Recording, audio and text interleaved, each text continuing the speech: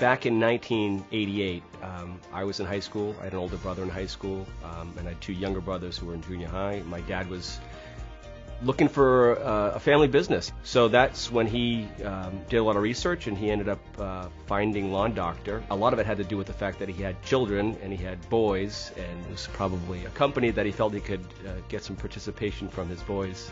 I have been around the business since then.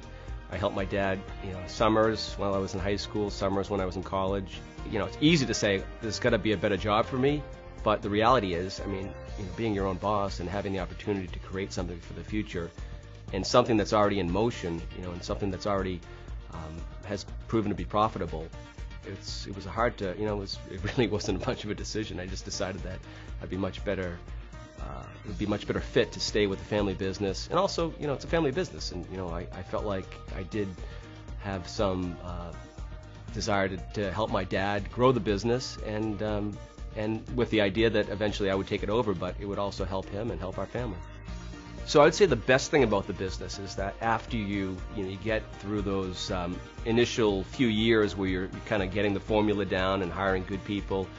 Then it becomes, where we're at right now is that it's a system in place and it just perpetuates itself. So we have, you don't start every year at zero. You start, where you left off the prior year, and you can kind of build upon not only what you've already created, but make improvements to it. So then you get to a situation where your priorities start to change. It's sort of like, how do I manage my money now? Whereas before it was, how do I hire good people, or how do I service a lawn, or there's things that your priorities start to change and your focus changes because the business is in a different state of existence. There's a proper way to do things, and there's a million and one ways to completely screw it up.